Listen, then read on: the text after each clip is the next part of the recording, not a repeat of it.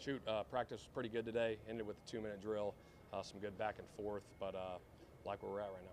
There's a lot to causing problems for you guys and what you want to achieve on offense. Yeah, he's doing some really good things out there. He's rushing the passer really well right now, and we got to keep that going. When in 2 minutes like that, how much do you think he can thrive in those situations? Oh, shoot, passing situations is pin your ears back and go. I mean, they got to throw it in those situations, and that's going to be huge for us. Shane, how do you describe the Cam Julian Blackman's having?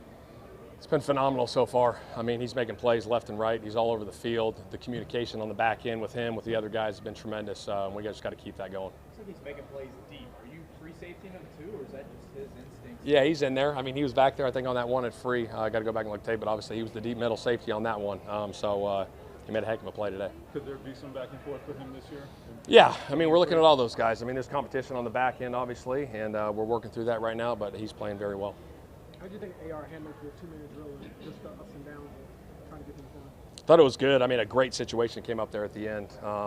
There it was a 3rd down deal, and we had an intentional grounding, and so we had to move back and have a 10-second runoff or burn our timeout. So it was great that it came up.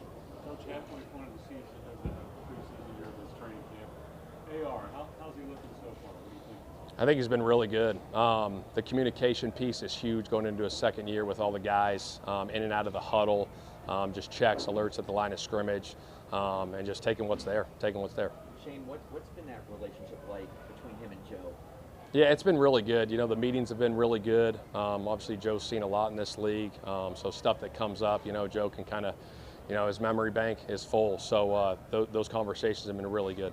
A year ago at this time, Anthony was kind of alternating with Gardner. Just being able to stack these practices with the first team offense, just how has that been beneficial for Anthony? It's huge. I mean, you get more reps with the ones. You know your guys. You know the receiver's body language. You know the tight end's body language. You know the running backs coming out of the backfield body language, and just the camaraderie, right, and the communication in the huddle with those guys, getting those extra reps is huge for them. Can you test more stuff when you kind of have that consistency of like, hey, this guy's catch radius is here, and just details like that? Yeah, absolutely. I mean, that stuff starts in the spring, feeling those guys, and then you get into training camp, and you just keep it growing and growing and growing together, seeing how guys are going to come in and out of breaks, because everyone's not the same. The route discipline, the route tree that we teach, some guy might have just a little more shake than another guy, and so we got to be all over that. Did you see him just sort of learn as he was sitting out last year, like old school, what you did with a quarterback? Yeah, I mean, he had that opportunity to sit back and watch, you know what I mean? And throughout the season, you have extra meetings with him on the side and just going through football stuff, football knowledge, just keep getting that memory bank full of different looks and things that we're going to run, in the season. And we just keep working that, and he gets to see all that stuff from afar.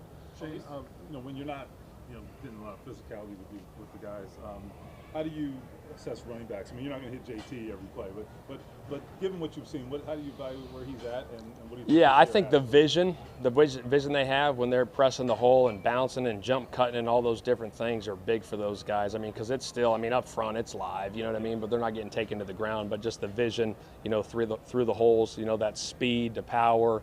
When a guy's in front of them, and then obviously making guys miss in the open field. Just JT generally, what do you think the ceiling is for him this year? I mean, he's explosive as all get out. I'll say that. And to have him starting week 1 this year is going to be huge for us going into this season. Josh mentioned that he's developed some kind of chemistry with AR where he doesn't have to talk as much, and it might not be in the playbook to sit in this zone route or whatever. So how have you seen him kind of develop that way?